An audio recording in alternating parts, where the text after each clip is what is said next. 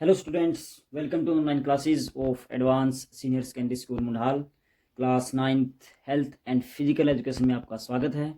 और आज का हमारा जो टॉपिक रहेगा वो रहेगा स्कूल स्वास्थ्य कार्यक्रम। कि स्कूलों में स्वास्थ्य के कार्यक्रम अपनाए जाते हैं, लागू किए जाते हैं, तो बच्चों की क्या भागीदारी उसमें होती है, बच्चों को क्या क्या शिक्षा दी जाती है उस स्वास्थ्य कार्यक्रम के अंतर्गत, या उनको क्या ज्ञान या क्या स्वास्थ्य मुहैया जो स्वास्थ्य सुविधाएं होती हैं वो मुहैया कराई जाती हैं, तो वो हम जानेंगे। स्कूल स्वास्थ्य कार्यक्रम आपने नाम भी सुना होगा पहले, कि स्कूलों में स्वास्थ्य से संबंधित जो भी कार्यक्रम किए जाते हैं तो उसको हम स्कूल स्वास्थ्य कार्यक्रम कहते हैं। इसका 3 भागों में अनुपालन किया जाता है, तो वो हम यहाँ पर अभी नोट करेंगे। स्कूलों में इसके 3 भाग बनाए गए हैं, नंबर 1, नंबर 2, नंबर 3। सबसे पहला है बच्चों तक, जो स्कूलों में होता है, विद्यार्थियों तक स्वास्थ्य के निर्देश पहुंचाना, अर्थात उनको स्वास्थ्य के बारे में जानकारी देना।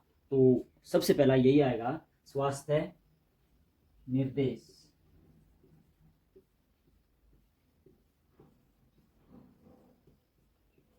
स्वास्थ्य निर्देश के अंतर्गत हम स्वास्थ्य से संबंधित जानकारी उनको देते हैं। स्वास्थ्य से जुड़ी हुई जो भी जानकारी होती है, जो शिक्षा होती है, वो बच्चों तक पहुंचाई जाती है कि आप ये करो, आप वो करो, इससे आपका स्वास्थ्य सही रहेगा। आपके स्कूल में बैठने का, उठने का, पढ़ने का क्या तरीका होना चाहिए, स्वास्थ्य से रिलेटेड जो भी बीमारियां हैं उनसे कैसे बचें, वो सारी जानकारियां स्वास्थ्य निर्देश के अंतर्गत दी जाती है। तो दूसरा जो हमारा भाग है इसका, स्वास्थ्य शिक्षा स्कूल स्वास्थ्य कार्यक्रम का, इसका जो दूसरा भाग है वह कहता है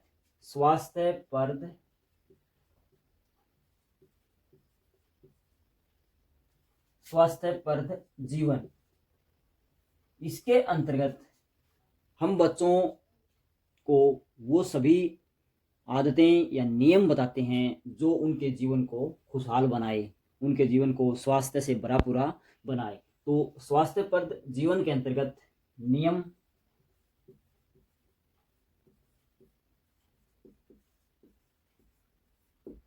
व आदतें बताई जाती हैं जिनको अपनाकर बच्चे अपने स्वास्थ्य को सही कर सकते हैं, सही रख सकते हैं, और भविष्य में उन्हें स्वास्थ्य से जुड़ी हुई कोई भी समस्या नहीं आएगी। तो स्वास्थ्यप्रद जीवन के अंतर्गत नियम व आदतें व कुछ उनकी जो गलत आदतें हैं वो भी इसके अंतर्गत छुड़वाई जाती हैं। कहने का अर्थ यह है कि उनके जीवन को स्वास्थ्य से भरापूरा बनाया जाता है।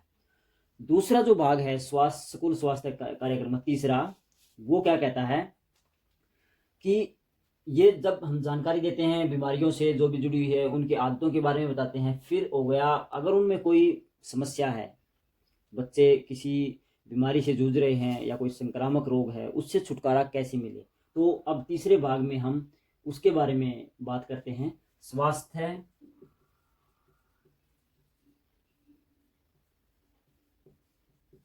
सेवाएं। तो इस भाग में बच्चों को वो सभी सेवाएं मुहैया कराई जाती हैं जिनसे वो लड़ रहे हैं। जैसे कि काफ़ी बच्चे भारत में पहले पोलियोग्रस्त होते थे, तो स्कूलों में उनको पोलियो की जो खुराक दी जाती थी, या जो आजकल भी चल रहा है टीकाकरण अभियान, खसरा के जो टीके लगाए जाते हैं स्कूलों में, या पेट के कीड़ों की जो टेबलेट होती है, एल्बेंडाजोल बोलते हैं उसको, वो दी जाती है हर बच्चे को। तो महीने 2 महीने में जो स्वास्थ्य सेवाएं हैं वो कंटिन्यू रखी जाती हैं सरकार की तरफ से। जो वर्ल्ड हेल्थ ऑर्गेनाइजेशन है, जो WHO है, उसके निर्देश भारत सरकार को पालन करने पड़ते हैं, और उससे सभी बच्चों को वो सेवाएं दी जाती हैं जो किसी भयानक बीमारी आगे चलकर उनके स्वास्थ्य को प्रभावित करे, उससे पहले ही हम उससे बचने की कोशिश कर लेते हैं। तो इस स्वास्थ्य सेवाएं आप समझ गए होंगे कि रोगों से बचाव व रोकथाम। तो आने वाले गंभीर रोगों से बचने के लिए व उनकी रोकथाम के लिए हम उनको स्वास्थ्य सेवाएं मुहैया करवाते हैं। तो ये 3 भाग थे स्कूल स्वास्थ्य कार्यक्रम के, स्वास्थ्य निर्देश, स्वास्थ्यप्रद जीवन, स्वास्थ्य सेवाएं। आपको आसानी से समझ में आ गए होंगे, इतना मुश्किल भी नहीं है। इसके साथ साथ हम एक और इसी से मिलता जुलता प्रश्न भी कर लेते हैं कि ये जो हमारा टॉपिक था वो था स्कूल स्वास्थ्य कार्यक्रम। अभी हम करेंगे स्कूल स्वस्थ वातावरण। स्कूल स्वस्थ वातावरण। तो जो पहले वाला था स्कूल स्वास्थ्य कार्यक्रम, उसमें स्वास्थ्य से जुड़े कार्यक्रम अपनाए जाते थे, बच्चों के स्वास्थ्य को सुधारा जाता था। यहाँ पर है स्कूल स्वास्थ्य वातावरण। वातावरण से हमारा अभिप्राय है कि बच्चे जहाँ पर पढ़ने आते हैं स्कूल में, तो वहाँ का वातावरण कैसा होगा और उस वातावरण को हम स्वस्थ कैसे रखेंगे ताकि बच्चे के स्वास्थ्य को भी वो सही रखने में मदद कर सके। तो उसके लिए हम जो भौतिक चीज़ें होती हैं, जो बाहरी चीज़ें होती हैं, स्कूल के आसपास का वातावरण हम उसमें देखते हैं, उसको आइडेंटिफाई करते हैं कि यह बच्चों के स्वास्थ्य के लिए सही है। अगर सही नहीं है तो उसको सही किया जाता है। तो इसमें मुख्यतः 3-4 बातें शामिल होती हैं। नंबर 1 हवा, नंबर 2 भवन, नंबर 3 पानी, नंबर 4 शौचालय। तो मुख्यतः ये बातें यहाँ देखी जाती हैं कि ये बच्चों के स्वास्थ्य से कैसे मेलजोल करती हैं, उनके स्वास्थ्य को कैसे प्रभावित करती है। अगर इनका हानिकारक प्रभाव होता है बच्चों के स्वास्थ्य के ऊपर तो हम इन सभी को ठीक करते हैं। अगर ये ठीक नहीं है तो निश्चित ही बच्चों का जो स्कूल में पढ़ने आते हैं उनका स्वास्थ्य निश्चित ही गड़बड़ा सकता है। तो सबसे पहले हम बात करते हैं हवा की। स्कूल स्वास्थ्य वातावरण में हवा का एक इम्पोर्टेंट रोल है।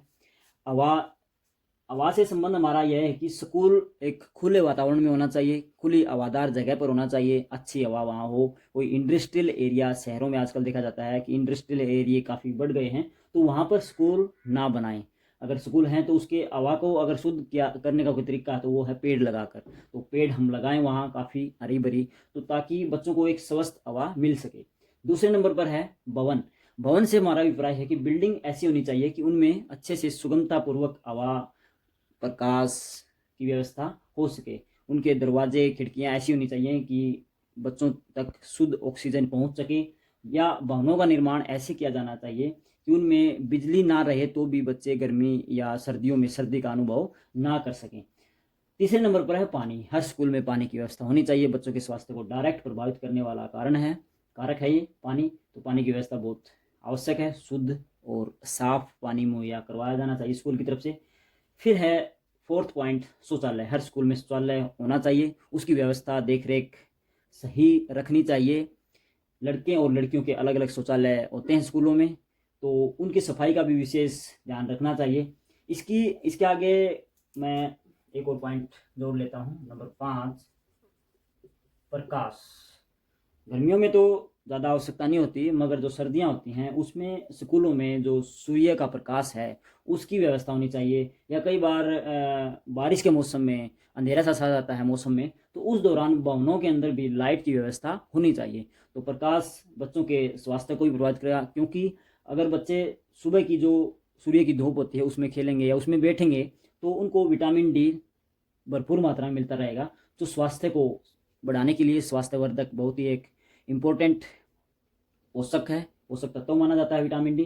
तो और साथ के साथ अगर भवनों में प्रकाश की व्यवस्था अच्छे से होगी तो बच्चे की जो पढ़ाई है, पढ़ने के दौरान आंखों पर जो उसका प्रभाव है, अगर लाइट कम होगी तो प्रभाव निश्चित ही गलत पड़ेगा। तो बच्चे के स्वास्थ्य के लिए ये सभी चीज़ें इंपॉर्टेंट हैं। अगर हम इनमें कोई ढील छोड़ देते हैं या इनमें कोई कमी छोड़ देते हैं तो निश्चित ही स्कूल का स्वास्थ्य खराब हो सकता है। स्कूल से हमारा अभिप्राय है कि विद्यार्थी जो उनमें पढ़ने आते हैं स्कूल में, उनका स्वास्थ्य ठीक नहीं रहता। तो ये सभी चीज़ें स्कूल स्वास्थ्य वातावरण में देखी जाती हैं कि भवन कैसा है, हवा कैसी है, पानी कैसा है। इसके साथ साथ हम यहाँ पर वातावरण भी लिख सकते हैं लास्ट में कि आसपास का वातावरण कैसा है, पेड़ पौधे हैं, हरियाली है। तो बच्चों का एक जो साइकोलॉजिकल इफेक्ट होता है, मनोवैज्ञानिक प्रभाव पड़ता है कि हरे भरे स्थान पर मन लगने वाली जगह होती है, तो बच्चे अच्छे से मन लगाकर पढ़ाई भी करेंगे एक अगर सही वातावरण होगा। तो इन सब को मिलाकर ही हम वातावरण जो स्कूल का है वो सही रख सकते हैं। तो बच्चों आज के लिए इतना ही। आप इनको अच्छे से नोट करें, साथ के साथ वीडियो को देखें तो आसानी से आपको समझ में आ जाएगा। तो आज के लिए इतना ही। Thank you.